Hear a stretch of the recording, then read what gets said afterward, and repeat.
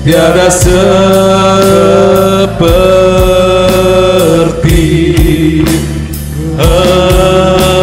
Engkau. Kita berikan tepuk tangan bagi Yesus Kristus Tuhan. Kemuliaan hanya bagimu ya Tuhan kami. Segala pujian hormat hanya bagi Engkau, Allah di atas segala Allah, Raja di atas segala Raja, Yesus Kristus Tuhan kami. Terima kasih Tuhan buat pagi hari ini. Sebentar kami akan mendengar firman-Mu, belajar akan firman-Mu. Roh Kudus, urapi hamba-Mu yang terbatas ini. Mampukanlah hamba untuk bisa menyampaikan sepenuhnya apa yang menjadi kehendak-Mu. Dan hamba berdoa kiranya setiap kami pagi hari ini yang mendengar akan firman-Mu, kami sediakan tanah hati kami yang terbaik, tersubur untuk benih-benih firman-Mu. Dan kiranya firman-Mu sungguh-sungguh tertabur dalam setiap hati kami, berakar, bertumbuh, berbuah untuk kemuliaan nama-Mu. Bekerjalah Engkau sampai pada akhirnya Roh Kudus, dan segala pujian hormat bagi Engkau demi nama Tuhan Yesus Kristus. Setiap jemaat yang sudah diberkati Tuhan sama-sama katakan amin. Silakan duduk. Bapak Ibu Saudaraku, saya mengucapkan selamat pagi, Shalom, puji nama Tuhan. Bagaimana kabar Bapak Ibu Saudara pagi hari ini? Dahsyat, luar biasa. Tuhan Yesus mengasihi kita, amin. Katakan sebelah menyebelah, katakan Tuhan Yesus mengasihimu. Puji nama Tuhan. Khotbah pada pagi hari ini saya berikan satu tema, yaitu belajar untuk mencukupkan diri. Ya, belajar untuk apa saudara? Mencukupkan diri. Kita buka Alkitab kita baca dari Filipi pasal yang keempat, ayat 10 sampai 13. Filipi 4 ayat 10 sampai 13. Baik, akan saya bacakan. Aku sangat bersuka cita dalam Tuhan bahwa akhirnya pikiranmu dan perasaanmu bertumbuh kembali untuk aku. Memang selalu ada perhatianmu, tetapi tidak ada kesempatan bagimu. Kukatakan ini bukanlah karena kekurangan, sebab aku telah belajar mencukupkan diri dalam segala keadaan. Aku tahu apa itu kekurangan, dan aku tahu apa itu kelimpahan. Dalam segala hal dan dalam segala perkara, tidak ada sesuatu yang merupakan rahasia bagiku, baik dalam hal kenyang maupun dalam hal kelaparan, baik dalam hal kelimpahan maupun dalam hal kekurangan. Segala perkara dapat kutanggung di dalam Dia yang memberi kekuatan kepadaku. Ya, kalau ayat yang 13 ini seringkali kita baca saudaraku ya, seringkali kita dengar juga, seringkali juga banyak dikutip.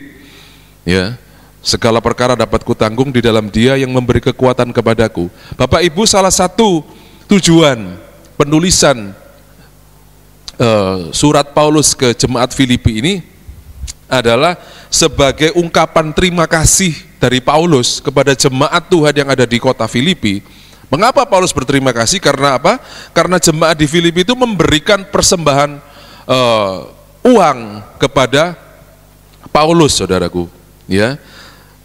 Dan tadi dikatakan bahwa Kukatakan ini bukan karena kekurangan, sebab aku telah belajar mencukupkan diri dalam segala keadaan. Ya, Paulus mengatakan bahwa apa? Dia belajar untuk mencukupkan diri dalam segala keadaan. Ya, dia dapat persembahan dari jemaat Tuhan di kota Filipi, dan dia mengucapkan terima kasih, dan dia mengatakan berapapun persembahanmu itu, ya, aku berterima kasih, aku mengucap syukur. Karena apa? Aku berusaha untuk mencukupkan diri, ya, dalam segala keadaan. Dalam kehidupan pelayanan Rasul Paulus banyak sekali menghadapi tantangan, banyak sekali menghadapi persoalan, bahkan acap kali dia menghadapi kekurangan, saudara. Tetapi Paulus mengatakan, aku belajar untuk apa? Mencukupkan diri. Jadi ketika dia menghadapi situasi sulit, mungkin keuangan dia sudah menipis, mungkin ada banyak persoalan, ya, tetapi dia mengatakan, aku belajar mencukupkan diri. Dan di ayat 13 dikatakan apa?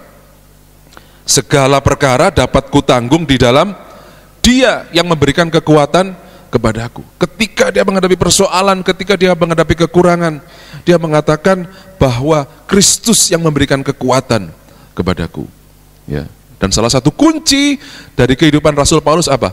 Dia belajar untuk mencukupkan diri. Di dalam 1 Timotius pasal 6 ayat ke-8 dikatakan di sana, asal ada makanan dan pakaian cukuplah. Ya, mungkin kalau hari-hari ini ditambahi saudaraku ya, asal ada makanan, pakaian dan kuota gitu saudaraku ya, cukuplah gitu saudara. Di sini Paulus mengatakan ada makanan, ada pakaian, itu cukuplah. Ya, bagaimana Paulus itu kehidupannya begitu sederhana saudara. Ya, kata cukup itu mungkin bagi sebagian orang memiliki makna yang relatif. Cukup bagi saya belum tentu cukup bagi yang lain, atau bagi Anda sudah cukup tapi bagi saya mungkin belum gitu saudaraku ya. Ada seseorang yang mungkin dia punya rumah 1, kendaraan dia roda 2, itu bagi dia sudah cukup. Tapi bagi orang lain ya, rumah 2, mobil 2 itu masih kurang ya. Cukup itu relatif saudara ya. Dan kalau manusia itu menuruti keinginannya, tidak akan pernah cukup. Betul atau betul saudaraku ya. Manusia dengan segala keinginannya itu nggak akan pernah puas. Ada yang mengibaratkan keinginan manusia itu sedikit lebih besar dari bumi ya. Keinginan manusia itu sedikit lebih besar dari bumi, artinya apa? Dikasih bumi dan segala isinya masih ada kurang ya saudaraku ya. Manusia dengan segala keinginannya nggak akan pernah bisa dipuaskan saudara, kalau kita tidak belajar untuk mencukupkan diri. Ada satu cerita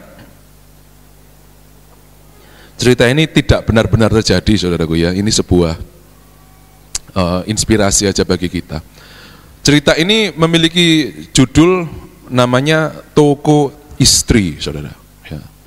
Ya tentu tidak ada di dunia nyata ya, ini hanya sebagai inspirasi. Toko Istri. Jadi diceritakan ada sebuah toko ya, tokonya itu cukup besar ya, memiliki gedungnya itu lantainya 6 ya. Toko itu menyediakan istri saudaraku ya. Dan setiap pria yang masuk ke toko itu ya, mereka harus mematuhi peraturan. Yang pertama, mereka hanya boleh mengunjungi toko itu sekali seumur hidup ya. Jadi kalau sudah ke sana nggak boleh ke situ lagi ya. Yang kedua, kalau sudah melihat di lantai 1 kemudian naik ke lantai berikutnya, nggak boleh turun lagi ya. Dan kalau sudah di lantai atas harus keluar, tidak boleh masuk lagi karena peraturannya cuma sekali seumur hidup. Adalah seorang pria, dia sedang mencari seorang bujangan. Dia datang karena mencari istri, dia masuk ke toko itu saudara. Ya karena dia pingin bahwa dia merasa bahwa dia sudah harus berumah tangga. Di lantai 1 di situ ada wanita istri, ya. Dan di situ ditulisi lantai 1 ini istri-istri yang takut Tuhan, gitu. Dia berpikir, wah ini cocok, ini takut Tuhan. Tapi dia berpikir, lah tak takut Tuhan toh kok gak cukup ya. Coba sih tak ke lantai 2, saudara. Bener saudaraku ya. Dan dia sudah harus komitmen kalau sudah naik ke lantai atasnya nggak boleh turun lagi. Akhirnya dia naik ke lantai 2. Di situ ada istri-istri juga. Dan di situ dituliskan istri-istri di sini takut akan Tuhan dan cantik, gitu saudara. Wah dia berpikir gisip ini, takut Tuhan dan cantik. Tapi dia berpikir lagi dalam hatinya, karena apa? Keinginannya begitu besar saudara. Jangan-jangan di lantai 3 itu kualitasnya semakin baik. Dia naiklah ke lantai 3 saudara. Ya. Penjaganya sudah bilang, kalau bapak sudah naik ke lantai 3 nggak boleh turun lagi loh pak. Ya, nggak apa-apa. Saya percaya di lantai 3, ya istri-istrinya lebih baik dari lantai 2 dan lantai 1. Naiklah dia dari lantai 3. Dan betul saudara, di lantai 3 dituliskan di sini tersedia istri-istri yang cantik dan juga takut Tuhan, cantik dan pinter masak. Waduh, dia berpikir lagi, ini cocok ini lantai 3 ini, ya takut Tuhan, cantik dan juga pinter masak, ini cocok karena saya suka makan, ya. Tapi dia berpikir lagi keinginannya, oh jangan-jangan di lantai yang keempat lebih bagus lagi gitu saudaraku ya. Akhirnya apa? Wah ya wis, coba saya naik ke lantai 4. Ya penjaganya bilang sebelum naik ke tangga, ingat ya pak, enggak boleh turun ke sini lagi. Iya, saya percaya di lantai 4 istri-istri jauh lebih baik. Naiklah dia ke lantai 4 dan betul saudaraku ya. Di lantai 4 di situ ada tulisan istri-istri di lantai 4 takut akan Tuhan, cantik, pinter masak dan lemah lembut saudara. Waduh, apa lantai 4 ini aja ya? Lantai 4 ini kualifikasinya, spesifikasinya mantep ini. Takut Tuhan, cantik, pinter masak dan lemah lembut. Tapi jangan-jangan di lantai 5 ya lebih bagus lagi dari lantai 4 ya. Keinginannya terus menerus saudaraku ya. Akhirnya dia naik lagi ke lantai 5 saudara. Penjaganya sudah bilang, Pak, nggak boleh turun lagi ke lantai 4 ya. Iya, saya percaya di lantai 5 istri-istrinya jauh lebih baik daripada lantai 4. Naiklah dia ke lantai 5. Dan betul saudaraku, di lantai 5 ada tulisan istri-istri di lantai 5 ini mereka takut Tuhan, cantik, pinter masak, ya, lemah lembut dan seksi gitu saudaraku. Ya waduh, dia berpikir iki cocok wis ngambil di lantai 5 ini aja. Paket komplit ya, takut Tuhan wis dari segala macam. Tapi dia berpikir lagi saudara, jangan-jangan di lantai 6 ini lebih baik dari lantai 5 ya. Keinginannya terus menerus saudaraku ya. Ya wis, ini lantai terakhir, lantai 6 ini pasti lebih baik. Akhirnya dia naiklah, memutuskan untuk naik ke lantai 6. Karena apa? Dia berpikir bahwa yang lantai 6 lebih baik ya. Keinginannya terus menerus saudara. Di lantai 6 penjaganya bilang, Pak, ini lantai terakhir ya. Bapak tidak boleh turun lagi ke lantai 5 atau lantai seterusnya. Kalau Bapak tidak cocok, Bapak harus langsung keluar. Ya tidak apa-apa, aku percaya lantai 6 ini istri-istri jauh lebih baik dari lantai-lantai sebelumnya. Naiklah dia ke lantai 6 saudara. Apa yang terjadi? Ada tulisan, di sini tidak ada istri gitu saudaraku ya. Anda terlalu egois dengan keinginan Anda, akhirnya keluarlah dia saudara. Ya gitu saudara. Keinginan manusia itu enggak akan pernah dipuaskan. Keinginan manusia itu enggak ada ukurannya. Kalau kita tidak memutuskan untuk belajar mencukupkan diri, maka manusia akan selalu merasa haus, merasa kekurangan terus saudara. Dan Rasul Paulus, seorang rasul yang dipakai Tuhan dengan luar biasa, dia memiliki satu sikap, dia belajar untuk mencukupkan diri. Dan lewat kebenaran firman Tuhan, pagi hari ini kita akan belajar untuk mencukupkan diri dengan apa? Ada 3 hal yang akan saya sampaikan pada pagi hari ini. Yang pertama, pikirkanlah hal yang patut kita pikirkan. Memikirkan hal yang patut kita pikirkan, bukan yang di luar kepatutan, bukan yang bukan hak kita. Di dalam Roma 12 ayat ketiga, Roma 12 ayat ketiga, berdasarkan kasih karunia yang dianugerahkan kepadaku, aku berkata kepada setiap orang di antara kamu, janganlah kamu memikirkan hal-hal yang lebih tinggi daripada yang patut kamu pikirkan, tetapi hendaklah kamu berpikir begitu rupa sehingga kamu menguasai diri menurut ukuran iman yang dikaruniakan Allah kepada kamu masing-masing. Di sini ayat ini mengatakan apa saudara? Ada satu kalimat mengatakan, janganlah kamu memikirkan hal-hal yang lebih tinggi daripada yang patut kamu pikirkan. Ayat ini berbicara tentang berbagai macam karunia rohani. Ya, kalau saudara membaca secara utuh dari Roma 12 ini saudara, ya, berbicara tentang berbagai macam karunia rohani yang ada dalam jemaat Tuhan. Ada yang Tuhan berikan atau karunia untuk bernubuat. Ada yang diberikan karunia untuk menasihati, ada yang diberikan karunia untuk melayani dan berbagai macam hal yang lain. Dan Paulus mengibaratkan ya, gereja itu seperti tubuh yang memiliki banyak anggota. Ada tangan, ada kaki, ada telinga, ada mata dan sebagainya. Dan semuanya itu berfungsi, bertugas sesuai dengan fungsinya masing-masing. Ya. Kalau mata ya untuk melihat, tangan untuk mengambil, untuk mengerjakan tugas, kaki untuk berjalan dan sebagainya. Begitu pula dengan jemaat Tuhan. Ada yang diberikan karunia untuk bernubuat, ada yang diberikan karunia untuk melayani, ada yang diberikan karunia untuk menasehati. Dan Rasul Paulus mengatakan apa? Jangan memikirkan hal-hal yang lebih tinggi daripada yang patut kamu pikirkan. Artinya kalau kamu diberikan karunia untuk bernubuat, ya sudah kamu lakukan. Karunia itu kamu kerjakan dengan baik. Kalau kamu diberikan karunia untuk menasihati, ya lakukan tugas itu, menasihati dengan baik, menasihati dengan benar. Sudah, kamu nggak usah mikir kenapa ya kok temanku yang itu diberikan karunia untuk bernubuat, sedangkan aku cuma menasihati aja. Aku pengen loh, pengen punya karunia seperti temanku. Akhirnya apa? Bersungut-sungut. Akhirnya apa? Iri hati. Akhirnya apa? Dengki. Dan Paulus mengatakan apa? Janganlah kamu memikirkan hal-hal yang lebih tinggi daripada yang patut kamu pikirkan. Ya, begitu pula dengan organ tubuh kita kan. Mata nggak bisa iri. Kenapa ya? Aku kok kalau naik sepeda motor ya aku yang selalu pedih mataku, sedangkan kaki dia enak, nggak pernah kena angin, nggak pernah perih, aku perih gitu. Atau tangan mungkin iri dengan organ yang lain, saudara. Ya, akhirnya apa? Kacau. Dan Paulus mengatakan apa? Jangan memikirkan hal-hal yang lebih tinggi, yang patut ya kamu pikirkan. Artinya apa? Sudah nggak usah bersungut-sungut, nggak usah protes dengan Tuhan. Lakukan saja apa yang Tuhan berikan, kerjakan saja apa yang menjadi talenta, potensi yang Tuhan kerjakan dalam kehidupan kita. Ya, kalau teman kita mungkin diberikan talenta, waduh dia loh kalau pimpin pujian itu loh, waduh suaranya luar biasa. Ya, aku kok gak bisa ya seperti dia. Saudara, Tuhan itu sudah karuniakan masing-masing. Ya, kita sudah nggak usah iri, nggak usah dengki. Ya, teman saya kalau nyanyi luar biasa. Ya, saya gelegean itu loh, fales gitu, saudaraku ya. Tapi saudara diberikan karunia bisa berdoa berjam-jam. Ya sudah, lakukan karunia itu dengan sungguh-sungguh. Nggak usah iri, nggak usah mikir yang macam-macam. Tetapi lakukan sesuai dengan apa yang Tuhan karuniakan. Ya, ada seorang hamba Tuhan mengatakan seperti ini, saudara.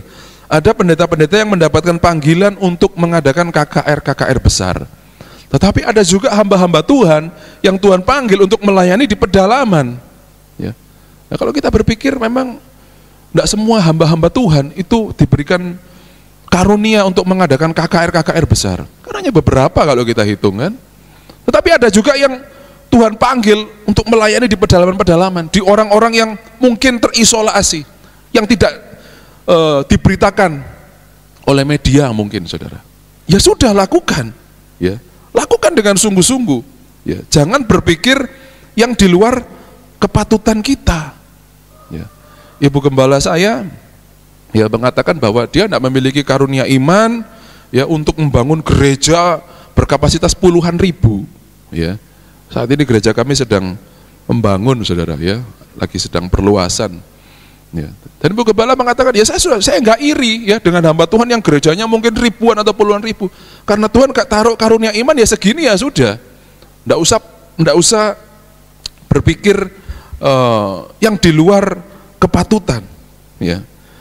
Dan saudara, kalau kita menerapkan hal ini di dalam kehidupan kita sehari-hari, untuk kita belajar mencukupkan diri, tidak memikirkan hal-hal yang di luar kepatutan, tidak memikirkan hal-hal yang bukan hak kita, bukan kemampuan kita. Saya rasa dan saya percaya kita akan bisa belajar untuk mencukupkan diri kita dengan apa yang ada di dalam kehidupan kita. Ya. Dalam Alkitab, dalam Perjanjian Lama ada satu cerita tentang seseorang yang memikirkan hal yang di luar kepatutan, menginginkan sesuatu yang bukan haknya. Namanya Gehazi, saudara. Ya. Siapa Gehazi? Gehazi adalah bujang dari Elisa. Saya sedikit ceritakan bagaimana kisah ada seorang panglima dari kerajaan Syria yang bernama Naaman, seorang panglima yang luar biasa, panglima yang disegani, panglima yang dihormati oleh rajanya. Dia berprestasi luar biasa, sering memberikan kemenangan kepada kerajaan Syria, tetapi dia memiliki satu sakit penyakit yang menjijikkan, yaitu sakit kusta. Lalu apa yang terjadi? Dia mendengar bahwa ada seorang ya di Israel, seorang nabi yang bisa menyembuhkan. Lalu berangkatlah dia ke sana, dan sebelum dia berangkat ya, dia menyadari, saudara ya, kalau nanti aku disembuhkan, ya masa sih aku nggak bawa apa-apa. Karena itu dia membawa perbekalan ya, baik itu emas, perak, dan juga pakaian-pakaian yang akan dia persembahkan kepada seorang nabi itu kalau memang dia memperoleh kesembuhan. Di dalam 2 Raja-Raja pasal yang kelima ya, ayat yang kelima, maka jawab Raja Aram, baik, pergilah dan aku akan mengirim surat kepada Raja Israel. Lalu pergilah Naaman dan membawa sebagai persembahan 10 talenta perak 6.000 sikal emas dan 10 potong pakaian. Ya, jadi panglima ini, Naaman ini sebelum dia berangkat, dia pamit dulu, minta izin dulu kepada raja. Ya wes, rajanya bilang, ya tak buatkan surat rekomendasi ya. Nanti kamu pergi ke Raja Israel, ya cari nabi itu.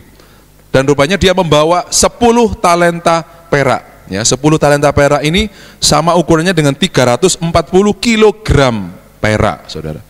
Kemudian 6.000 sikal emas ini setara dengan 68,4 kilogram emas. Bayangkan saudara, bukan 1 gram 22 gram, 68 kilogram emas dan 10 perangkat pakaian. Ini coba iseng-iseng saya hitung saudaraku ya, dengan nilai sekarang ya. Persembahan yang dibawa oleh Naaman ini kurang lebih nilai sekarang itu 80 miliar saudaraku ya. Suatu hal yang luar biasa ya.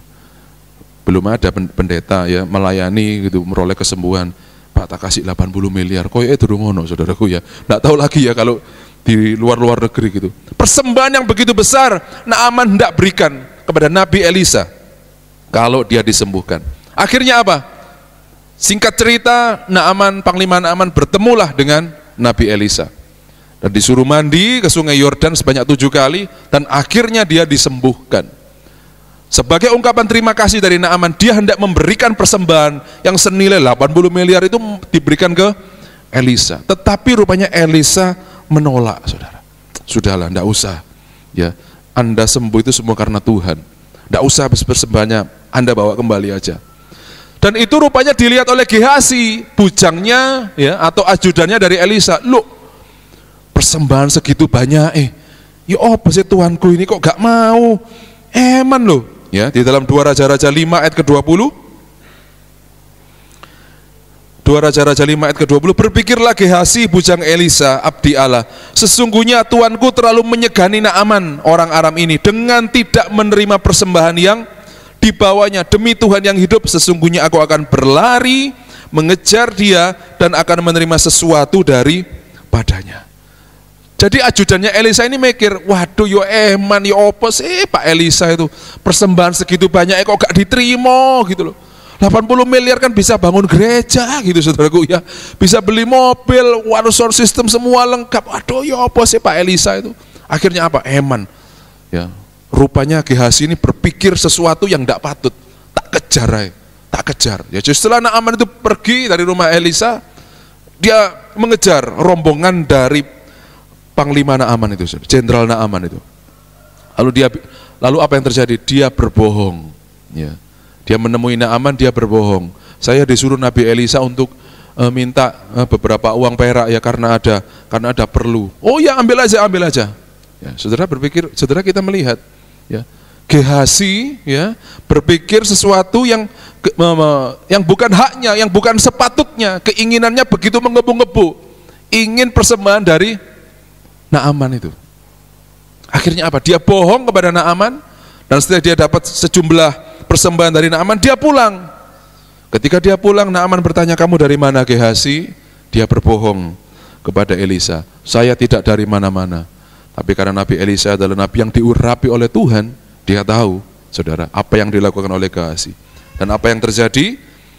Elisa memberikan peringatan kepada Gehazi, kamu memang bisa beli tanah dan sebagainya dengan persembahan dari Naaman, tetapi penyakit kusta Naaman akan melekat kepadamu dan keturunanmu. Waduh saudaraku ya. Jadi Gehazi kena kusta, punya uang banyak tapi kena kusta ya. Karena apa? Berpikir melakukan sesuatu yang bukan sepatutnya. Dia tidak belajar mencukupkan diri. Saya percaya Nabi Elisa mencukupkan kebutuhan hidup dari Gehazi ya, karena Alkitab tidak pernah menuliskan bahwa Gehazi kelaparan atau apa, enggak. Tetapi dia berpikir sesuatu yang bukan sepatutnya. Dia tidak belajar untuk mencukupkan diri, sehingga apa? Dia melakukan hal-hal yang tidak berkenan dalam kehidupan kita ya. Kalau kita belajar untuk mencukupkan diri, mari kita belajar untuk memikirkan hal-hal yang patut kita pikirkan ya. Kalau kita mungkin dalam bekerja kita mendapatkan gaji UMR ya, bersyukur gitu saudara ya. Kalau mungkin kita melihat tetangga kita di depan ya, atau di samping kanan kiri, waduh, itu kok barusan ganti mobil lagi ya. Waduh, HP ini HP yang terbaru. Sedangkan HP ku ini sudah terakhir beli zaman Gus Dur Lengser itu ya, sampai sekarang belum ganti gitu saudaraku ya. Dia HP-nya sudah baru. Akhirnya apa saudara? Gaji UMR, wah aku gak mau kalah. Tetanggaku beli mobil baru, HP-nya baru, aku juga mau. Akhirnya apa? Pinjem online, pinjem sana sini ya. Waktu bayar gajinya gak nutut, akhirnya apa? Kesulitan keuangan. Salai dewe saudara. Karena dia tidak belajar untuk mencukupkan diri ya. Kalau kita nggak belajar mencukupkan diri, kita akan jarang bersyukur saudara. Tapi kalau kita belajar mencukupkan diri dengan apa yang Tuhan sudah berkati, kita akan belajar lebih mudah untuk mengucap syukur ya. Mengapa sih banyak koruptor-koruptor, pejabat-pejabat koruptor ya, yang ditangkap KPK, Kejaksaan Agung, masuk penjara? Apakah karena mereka kekurangan? Apakah karena mereka kelaparan? Saya percaya tidak saudara. Gaji dan fasilitas pejabat itu luar biasa. Tapi mereka apa? Tidak mencukupkan diri. Mereka berpikir sesuatu yang tidak patut. Apa? Korupsi ya. Ada proyek dikorupsi ya. Harusnya mungkin proyek bangun jalan 10 miliar ya, disunat jadi cuma 5 miliar. Yang 5 miliar masuk kantong sendiri. Karena apa? Itu berpikir sesuatu yang tidak patut. Dia tidak belajar untuk mencukupkan diri. Akhirnya apa? Ditangkap KPK ya, masuk penjara. Salah dewe karena tidak belajar untuk mencukupkan diri. Bapak Ibu Saudaraku, sebagai orang percaya, mari kita belajar mencukupkan diri dengan tidak memikirkan hal-hal yang tidak patut kita pikirkan. Bersyukur dengan apa yang ada ya. Saya percaya kalau kita bersyukur, Tuhan itu selalu cukupkan, selalu sediakan apa yang kita butuhkan. Amin Bapak Ibu. Itu yang pertama. Yang kedua, bagaimana cara kita belajar mencukupkan diri? Yang kedua, berhenti membandingkan diri kita ya dengan orang lain. Di dalam Mazmur pasal yang ke-73 ayat 2 sampai 5. Ya. Tetapi aku sedikit lagi maka kakiku terpeleset, nyaris aku tergelincir. Sebab aku cemburu kepada pembual-pembual kalau aku melihat kemujuran orang-orang fasik, sebab kesakitan tidak ada pada mereka, sehat dan gemuk tubuh mereka. Mereka tidak mengalami kesusahan manusia dan mereka tidak kena tulah seperti orang lain. Mazmur 73 ini ditulis oleh seorang yang bernama Asaf. Siapa Asaf? Asaf itu seorang worship leader, saudara. Seorang penyanyi di dalam bait Allah. Ya, dia hidup pada masa Raja Daud. Dia bertugas untuk memimpin pujian di bait Allah. Ya. Dan rupanya di ayat yang barusan kita baca lagi, dia itu melihat ya kehidupan orang-orang jahat, kehidupan orang-orang fasik, kehidupan orang-orang pembohong, pembual, dan dia mengamati, loh, kok sepertinya orang-orang itu loh, mereka itu pembual, mereka itu orang fasik, orang tidak benar, ya. Tapi kok mereka itu sehat dan gemuk ya. Ya, ini bukan berarti orang yang sehat dan gemuk itu orang fasik, tidak saudaraku ya. Jangan sudah berpikir, waduh aku lemu, minder aku, tidak saudaraku ya. Ini ya sebagai contoh saja. Ya. Asaf ini melihat, loh orang fasik itu kok sepertinya diberkati Tuhan. Padahal hidupnya itu lo suka bohong, hidupnya itu lo suka nipu. Ya. Kok sepertinya mereka nggak mengalami kesusahan seperti aku. Ya. Aku cemburu loh, Tuhan kok seperti itu. Awalnya Asaf itu mulai membandingkan dirinya dengan kehidupan orang-orang berdosa. Orang-orang tidak benar, kok sepertinya diberkati, aku kok enggak. Aku malah menghadapi banyak masalah. Lalu ya di ayat 13 dan 14. Sia-sia sama sekali aku mempertahankan hati yang bersih dan membasuh tanganku tanda tak bersalah. Namun sepanjang hari aku kena tulah dan kena hukum setiap pagi. Wah, rupanya pikirannya ini sudah mulai berpikir sendiri, saudaraku ya. Asaf ini menyimpulkan ya, rupanya aku hidup benar ini gak ada gunanya. Aku rajin ke gereja ini gak ada gunanya. Aku rajin berdoa ini sepertinya gak ada gunanya. Karena apa? Itu orang-orang di luar sana, orang-orang jahat, orang-orang pembual, penipu, mereka itu lebih diberkati loh, keadaannya lebih mapan daripada aku. Sia-sia aku beribadah, sia-sia aku menjaga hidupku kudus bersih, melakukan firman Tuhan sia-sia. Malah aku kena tulah, malah kena hukum, kesusahan dan sebagainya. Wah, ini berbahaya, saudara. Rupanya Asaf ini membandingkan apa yang orang lain miliki, apa yang orang lain dia lihat keadaannya lebih baik, dia mulai iri, dia mulai cemburu. Dan berikutnya Tuhan singkapkan di dalam ayat 16 sampai 19.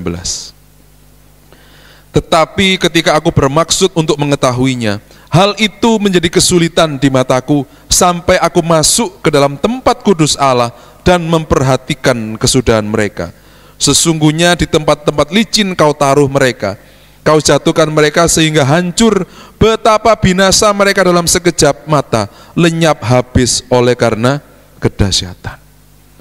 Jadi rupanya Asaf ini awalnya dia terpesona dengan kehidupan makmur dari orang-orang yang berdosa, orang-orang jahat. Dia sempat iri, dia sempat cemburu. Sepertinya sia-sia aku hidup benar, sepertinya sia-sia aku beribadah kepada Tuhan. Tapi pada akhirnya Tuhan singkapkan bahwa akhir hidup dari orang-orang jahat, mereka mendapatkan kehancuran, saudara. Dari sini Asaf itu tercelikan, oh ya ampuni aku ya Tuhan, ampuni aku. Selama ini aku membandingkan diriku sendiri dengan orang-orang berdosa.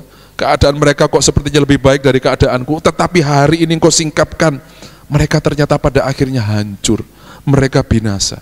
Dari situ Asaf belajar untuk dia tidak membanding-bandingkan lagi keadaannya dengan orang lain. Pernahkah kita berpikir atau melakukan apa yang seperti Asaf lakukan, saudara? Membandingkan mungkin kehidupan kita dengan orang-orang yang di luar sana, orang-orang berdosa yang tidak kenal Tuhan, orang-orang jahat. Kok sepertinya itu mereka baik-baik saja, kok sepertinya mereka itu hidupnya lebih diberkati daripada aku sepertinya kok hidup pas-pasan. Tapi orang yang gak kenal Tuhan itu loh, waduh, hidupnya mewah-mewah, mereka juga sehat, sedangkan aku bolak-balik sakit. Mungkin seperti itu, saudara. Mulai akhirnya apa yang terjadi? Persungutan. Akhirnya apa yang terjadi? Susah untuk bersyukur. Ya. Tetanggaku itu orang gak kenal Tuhan, tapi kok dia itu kok, waduh, kayak kelihatannya makmur, ya, sejahtera, ya. Sedangkan aku kok seperti ini, saudara. Ketika kita terus-menerus dan seringkali membandingkan apa yang kita miliki, apa yang kita punyai dengan milik orang lain, itu akan bisa membutakan mata rohani kita akan berkat Tuhan. Ujung-ujungnya apa? Bersungut-sungut, saudara. Aduh, wis melok Tuhan ya kok ngini-ngini terus. Melok Tuhan ya wis dari dulu ya gini-gini terus, gak koyo itu lebih baik. Terus bersungut-sungut, saudara. Karena apa? Karena kita terus-menerus membanding-bandingkan, ya. Akhirnya apa? Perasaan kurang, marah bisa melakukan hal-hal yang jahat. Karena apa? Merasa cemburu dan iri hati kepada orang lain, kepada orang lain yang miliki. Awal mula kebencian Raja Saul terhadap Daud, itu kan gitu, ya. Ketika ada perempuan-perempuan bernyanyi, Saul mengalahkan beribu-ribu musuh, tetapi Daud berlaksa-laksa. Waduh, Saul ketika dengar nyanyian itu, dia marah, saudara. Aku cuman dikatakan dinyanyikan cuman beribu-ribu, tapi Daud berlaksa-laksa. Wah, kurang ajar, ya, kurang ajar Daud ini. Dia mulai iri, ya. Dia tidak menghargai pertolongan Tuhan ketika dia mengalahkan beribu-ribu musuh. Malah dia membandingkan dengan Daud yang berlaksa-laksa. Dia mulai marah, dia mulai iri, dia mulai cemburu dan melakukan hal-hal yang jahat. Bapak Ibu, kita bisa belajar dari kehidupan orang lain. Ya, mungkin cara hidup mereka, karakter mereka, cara kerja mereka. Tapi jangan membandingkan apa yang kita miliki dengan apa yang orang lain miliki. Mungkin keluarga, waduh, bojoe sebelah gue loh, ganteng gitu, saudaraku, ya, jabatannya tinggi, ya, sayang sama keluarga, bojoku, waduh, wis buak pol gitu, saudaraku, waduh, berbahaya, saudaraku, ya. Kalau kita belajar cara kerja atau cara hidup mereka yang positif, yang baik, tidak apa-apa, ya. Kenapa sih toko orang itu kok rame? Oh, pagi-pagi sudah bangun ya, jam 5 pagi sudah buka, aku jam 10 pagi baru bangun gitu. Wah, itu saudara, itu perlu kita pelajari hal seperti itu, hal yang positif. Tetapi kalau membandingkan harta, membandingkan ya hal-hal yang lain ya, akan membuat kita bersungut-sungut dan tidak bisa menghargai berkat Tuhan. Karena itu yang kedua, belajar mencukupkan diri, berhenti membandingkan diri kita, harta yang kita miliki, keluarga yang kita miliki dengan orang lain. Ya. Syukuri apa yang ada, saudara. Hargai berkat Tuhan dengan bersyukur. Ya, jaga hati kita, teladani apa yang baik, cara kerja mereka, cara hidup mereka yang baik, yang positif kita ambil, kita lakukan. Ya. Tapi hargai apa yang menjadi berkat Tuhan. Yang ketiga, yang terakhir, bagaimana kita bisa belajar untuk mencukupkan diri? Yang ketiga, jangan menjadi hamba uang. Di dalam Ibrani pasal yang ke-13 ayat yang ke-5, janganlah kamu menjadi hamba uang dan cukupkanlah dirimu dengan apa yang ada padamu. Karena Allah telah berfirman, aku sekali-kali tidak akan membiarkan engkau dan aku sekali-kali tidak akan meninggalkan engkau. Ya, dalam terjemahan yang lain, ya, dalam terjemahan Alkitab yang terbuka, saya sampaikan, jauhkanlah hidupmu dari cinta uang dan cukupkanlah dirimu dengan apa yang kamu miliki, sebab Ia sendiri berkata, aku tidak akan meninggalkanmu dan tidak akan pernah mengabaikanmu. Ayat ini memberikan satu nasihat kepada orang-orang percaya untuk apa? Tidak menjadi hamba uang dan mencukupkan diri dengan apa yang ada pada kita. Karena apa? Allah berfirman, Dia berjanji bahwa Dia tidak akan meninggalkan kita dan tidak akan pernah membiarkan kita. Ya, apa yang artinya hamba uang? Hamba uang itu artinya manusia itu menjadi hambanya uang. Yang menjadi majikan siapa? Yang menjadi juragan siapa? Harta atau uang. Ya, ya ini berbalik, saudara. Ya, akibatnya apa?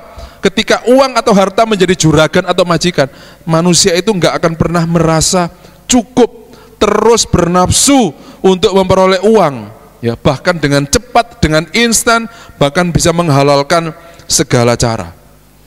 Saya katakan bahwa uang itu penting. Ya, saya enggak ngomong bahwa uang itu enggak penting. Wah, penting, yang penting berdoa saja, memuji Tuhan, uang enggak penting. Itu munafik, saudara.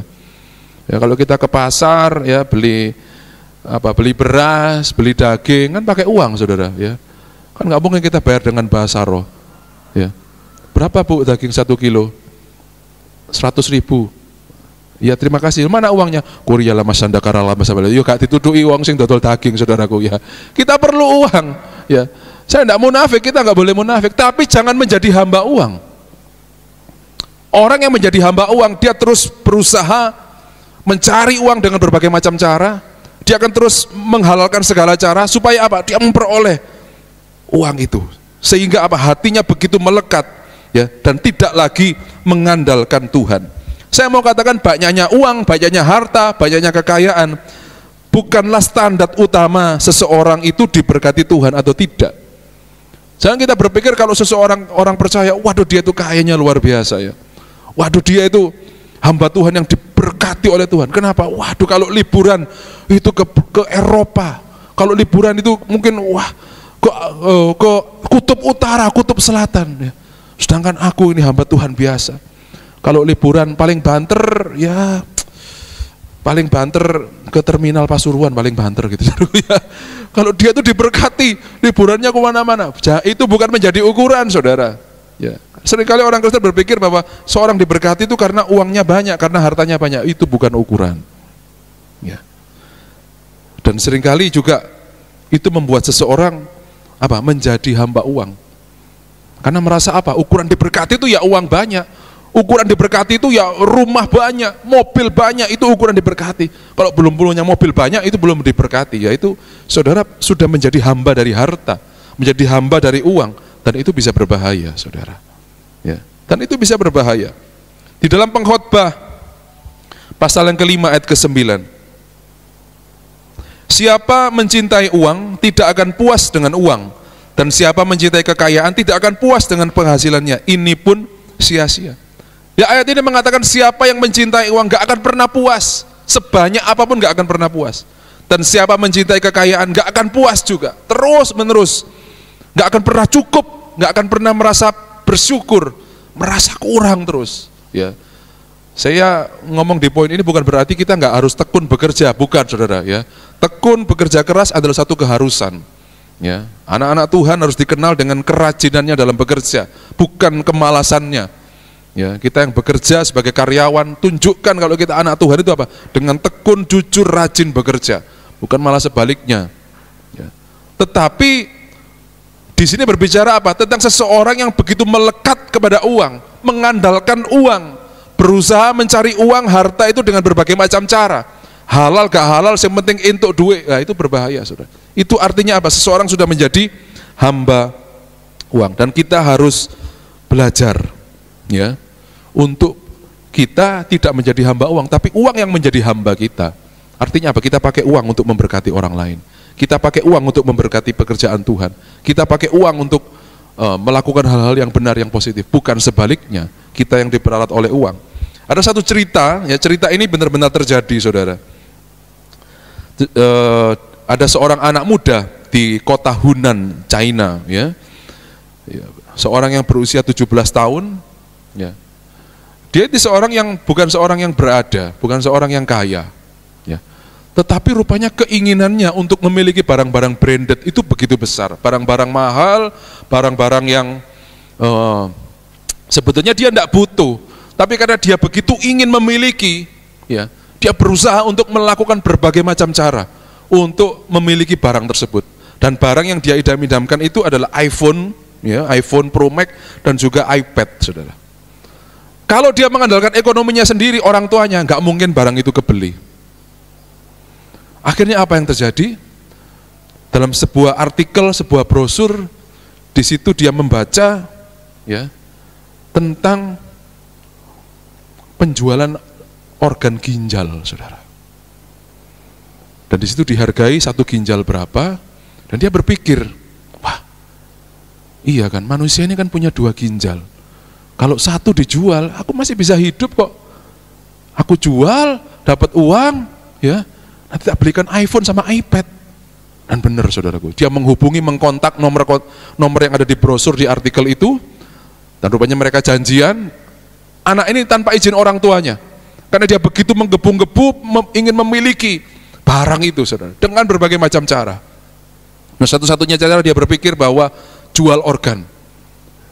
Bukan organ ini, bukan, saudara, ginjal ini seperti saya. Dia jual ginjalnya. Mereka pergi ke satu tempat dan dilakukanlah operasi untuk mengambil ginjalnya. Ketika ginjalnya sudah diambil, ya, dioperasi, diberikanlah sejumlah uang, dan dari hasil penjualan ginjalnya itu dia beli iPhone, dia beli iPad. Wah, dia senang, saudaraku, ya. Wah, rupanya barang-barang yang selama ini aku idamkan menjadi milikku, ya, dengan aku hanya menjual ginjal. Aku masih bisa hidup dengan 1 ginjal.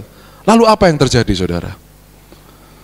Ternyata operasi yang dilakukan itu tidak bersih, tidak bagus, ya, sehingga apa? Dia mengalami infeksi yang luar biasa. Dan akhirnya apa? Ginjal yang satunya tidak berfungsi karena apa? Operasi yang ilegal itu, saudara. Lalu apa yang terjadi? Dia menderita seumur hidup, dia mengalami kesakitan dan harus cuci darah seumur hidup. Gara-gara iPad dan iPhone itu, saudara. Dia tidak bisa ngempet keinginan itu, sehingga apa? Dia berusaha dengan berbagai macam cara, termasuk menjual ginjalnya. Ini kisah benar-benar nyata kalau yang ini, saudara. Dan kita belajar dari hal ini, saudara. Mari kita belajar untuk mencukupkan diri. Jangan menjadi hamba uang, ya. Tetap melekat bersandar hanya kepada Tuhan. Jangan menghalalkan segala cara untuk memperoleh uang, untuk memperoleh harta. Tetap hidup dalam kebenaran firman Tuhan, seperti janji Tuhan katakan bahwa Dia tidak akan membiarkan kita, Dia tidak akan meninggalkan kita. Dia selalu menyediakan yang kita butuhkan. Tuhan mencukupkan apa yang kita butuhkan. Mari tetap melekat kepada Tuhan. Amin, Bapak Ibu. Puji nama Tuhan. Pagi hari ini kita belajar 3 hal. Bagaimana kita bisa mencukupkan diri? Ya, yang pertama, mari kita tidak memikirkan hal-hal yang tidak patut. Kita pikirkan hal-hal yang patut kita pikirkan. Apa yang menjadi hak kita, ya, apa yang sudah Tuhan berikan kepada kita, itu kita syukuri. Dan kemudian yang kedua, berhenti membandingkan diri kita dengan orang lain. Dan yang ketiga, jangan menjadi hamba uang. Ya. Kiranya firman Tuhan pada pagi hari ini termaterai dalam setiap hati kita, dan kiranya Tuhan menolong kita untuk kita hidup sebagai pelaku-pelaku firman-Nya.